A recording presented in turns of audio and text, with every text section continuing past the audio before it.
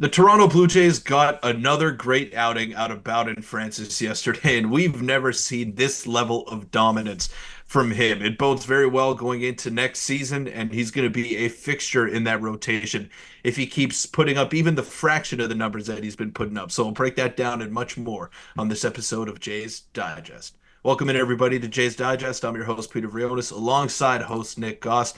Now, Nick, we saw a great month out of Bowden Francis. He won Pitcher of the Month, he won Player of the Month in the American League, and he just looked phenomenal. It was like a sort of a Lynn sanity run, like a Jeremy Lin type of run that he had in the NBA, and it's translated to Bowden Francis. Now, we didn't know if this was sustainable going forward. I still don't think these kinds of numbers are sustainable. I mean, this is prime Jacob deGrom type levels of production that he's putting up here, but still, it's very nice to see him finding the strike zone, utilizing all of his pitches. And yesterday, just even though he didn't have his best stuff, only one strikeout through 8 innings, he still found a way to take a no-hitter into the ninth for the second time in just a handful of starts. And it's been a great stretch of games for Bowden Francis after a terrible start to his season. I mean, Alek Manoah was supposed to be uh, a guy vying for that fifth starter spot, and Bowden Francis was in the mix as well. Maybe some Trevor Richards every now and then, but it wasn't really clear cut who the number five guy would be heading into the year. And Bowden Francis didn't do himself any favors with his early season performance, but now, I mean, he's totally turned the corner. And the way that he's pitched, I think he's definitely earned himself a long, extended look in that rotation, especially with some departures as well heading into next year. Yeah, they're gonna definitely ride it out, and I feel like a lot of fans out there were waiting for his performance to cool off, and obviously it's hasn't really. Another or no hitter into the ninth is just absurd, and we're gonna dive into all of it now. So you can see this first screenshot here. I don't know if you saw it, Peter, but basically, if you haven't seen it already, Sean Manaea, who also had a great start, so shout out to him in yesterday's game, but he from the other dugout, the opposing dugout, kind of tipped his cap to Bowden Francis. Got to give respect where respect is due. And this is funny because it comes from the last time Bowden Francis almost had the no hitter. The opposite happened, where Taylor Ward said, "I didn't see that he had great stuff. I think it was lucky." Basically, is what Taylor Ward said with Bowden Francis, and he went out and did it again against a Mets team that is very, very solid. They're competing for a playoff spot there. And you look at his stats since joining the rotation: 7 games started, 48 innings, only 16 hits with a 1.5 ERA. His FIP is 0.44. Like, these are on the levels of he's getting compared to Nolan Ryan in the sense of history and the stats. Like, he's at the point now where it's not a fluke, obviously, we know that, but how much he can sustain being a really reliable starter. We were talking about him being a number 5 starter. That would be perfect going into next season. He's obviously been the Jays' number 1 starter since joining that rotation a month or so ago.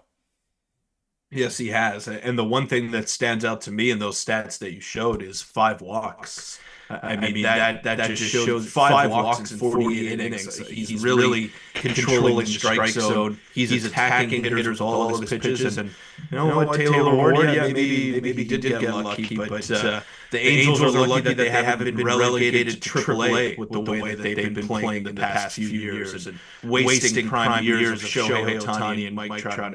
Taylor Ward is a big reason for that as well. Haven't been able to stay healthy. But whatever, I'll digress. It's not Angels Digest. This is Jays Digest here. And let's focus on the positive with Bowden Francis, who has just been lights out ever since rejoining the rotation, and efficiency as well, right? I know his pitch count was in the hundreds heading into the ninth inning yesterday, and obviously, if he didn't have a no hitter, he wouldn't have gotten the chance to close that out. Like they're not going to push him to lengths that he needs to be pushed to if history doesn't call, right? So same thing with this other outing against the Angels.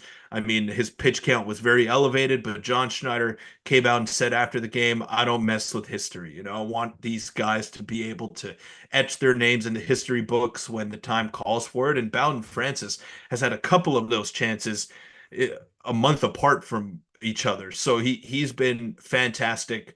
Like I said, he's been attacking hitters. He's trusting his stuff in the zone, and that's been the most important thing. Like he can throw a multitude of different pitches at you, whether it's the sinker, whether it's the fastball, whether it's the curveball, the splitter. I mean, he's commanding the zone really well. And he doesn't just look like a fifth starter right now. He looks like an ace. I don't think he's going to be an ace heading into next season, but if he gives you even a fraction of what he's been giving you the past few starts, I think the Jays sign up for that all day long, and it answers a really big question mark heading into the season as well. Like we're wondering how is the rotation going to round out? Like the top three are pretty obvious with Chris Bassett, José Berríos, and Kevin Gausman, but then after that, there's some question marks that loom, right? Can Bowden Francis be consistent from game one to 162? Can someone else emerge like a Jake Bloss or can they go out and sign a free agent? Can they get Yusei Kikuchi back? What's going to happen with this rotation? That is a big question mark, and Bowden Francis is doing a lot to alleviate some of the concerns that plague the fan base right now. Yeah, and this again, we're at a lost season for the Toronto Blue Jays regarding winning this year, but having a story like this is very important. You think about the pitching staff and how it's aging a little bit. Chris Bassett is aging; he's on his last year next season. Kevin Gausman, same thing. José Berríos has been quietly very, very dominant. Obviously, Bowden Francis has been very dominant. The first pitcher since Nolan Ryan to bring two no hitters into the ninth in the same season. And that is elite company. We're talking about Bowden Francis here. You look at his stats, a 3.72 ERA. He's done 10 starts. He was obviously working out of the bullpen in long relief last year. And then this year, a little bit of the same thing to start the year and ultimately got going here. But Peter, I saw this, and it's a very interesting point. Steve Phillips, again, former front office, he's a part of teams executive level. He said the general managers around the league are really impressed by Bowden Francis. They think he's legit and that he has the potential of a number two starter. And I was curious to see what you think about this because I'm not ready to jump on that gun just yet. I think that's a bit too early. I want to see him sustain this over next season because some of the peripherals still aren't perfect. Obviously, it's working out, but some of the peripherals still aren't fully there. He still has some issues underlying. I still think he's going to be a very solid number five starter for the Jays next year. I think right now that would be my safe prediction. But do you have any thoughts on the comment that other executives view him as a potential to be a number two starter? His stuff doesn't jump out at me to be number two starter, but his numbers, they're speaking for itself so far. I think his stuff is actually pretty good and it's actually underrated. Like he throws his fastball in the mid 90s. Obviously, not yesterday. I didn't think he had his best stuff yesterday, but he still managed to get through eight no-hit innings. And I'll use Kevin Gausman as an example of a late bloomer. Now, Gausman was a fourth overall pick. He was a highly touted prospect and didn't really pan out in Baltimore. Then he had a couple of great seasons in Atlanta, in San Francisco, and it comes to the Jays, and the rest is history, right? Like he's a perennial Cy Young candidate after that. And what happened with Kevin Gausman? He found his one pitch, his out pitch, which is his splitter, which he was not throwing with any sort of frequency in Baltimore. Like they wanted him to throw slider after slider, and that just isn't a very good pitch for him. Even now, to this day, after having so many years to develop it, like it's still not something that he relies on. He throws it maybe 5 to 7% of the time in his starts with the Blue Jays. And that was considered his out pitch by the Baltimore Orioles coaching staff. Like they wanted him to attack hitters a certain way.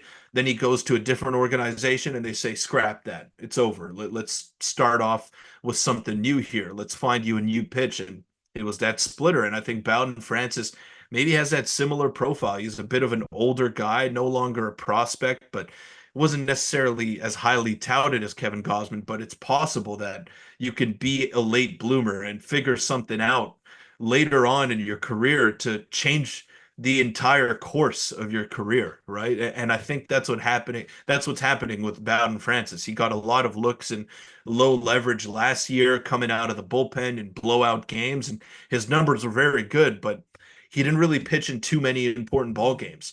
Still not pitching in important ball games because the Jays are not going to make the playoffs, but he's starting games and he's learning what it's like to go deep into ball games and to be relied upon and to give your team a chance to win and turn it over to a bullpen that hope gets you over the finish line, right? So I've loved what I've seen out of him the past few starts, and I really like that comparison, Nick. Like I don't know if he's a number two starter, but I think we might be underrating him if we're saying that he's going to be a fifth starter and that's his ceiling. Like I think he can definitely be that at his floor, the way that he's pitched the last few outings.